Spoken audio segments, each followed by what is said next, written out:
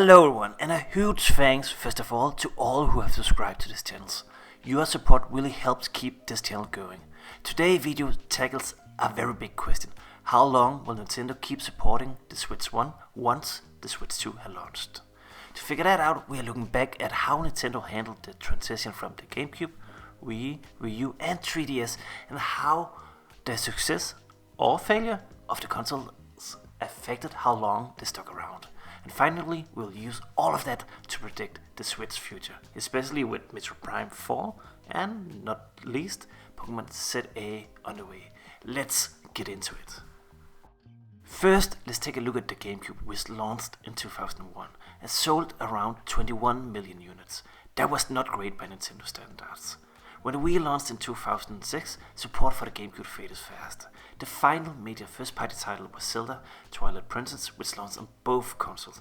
By 2007, it was discontinued, meaning the support for GameCube only lasted 1 year after the launch of the Wii. The Wii was the complete opposite of the GameCube, a massive hit with over 101 million units sold. Even after the Wii U launched in 2012, support for the Wii continued for years. The last major game from Nintendo released on the Wii was Kirby's Dream Collection, but third-party games kept coming on the console.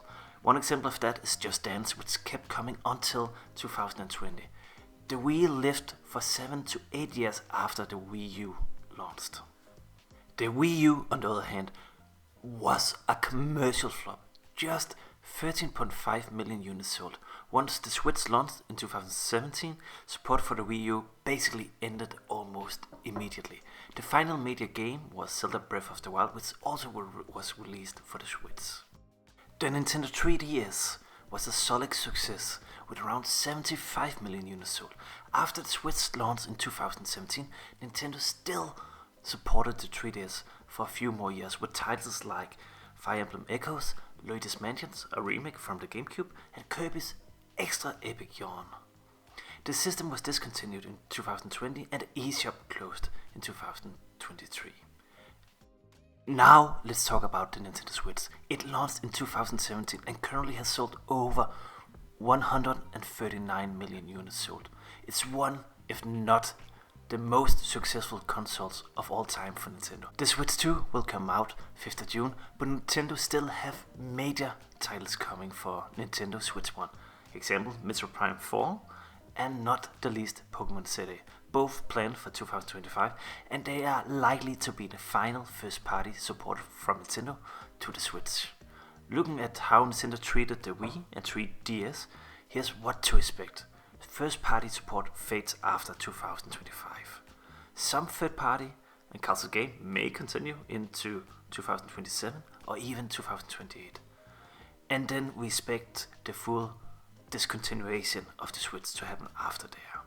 This means that the post-Switch 2 Nintendo Switch 1 will be supported for approximately 3 years. So here is the big takeaway. If the consoles fails, like GameCube or Wii U, Nintendo ends support quickly. But if it's a success like the Wii, 3DS or Switch, support can stretch for years. With Metroid Prime 4 and Pokémon Z-A closing out the Switch era, we expect it to fade by 2027 to 2029, especially for major titles.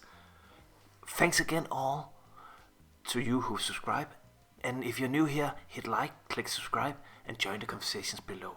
How long do you think the Switch 1 will last after the Switch 2 has launched? Let me know. Thank you again. Switchbot out.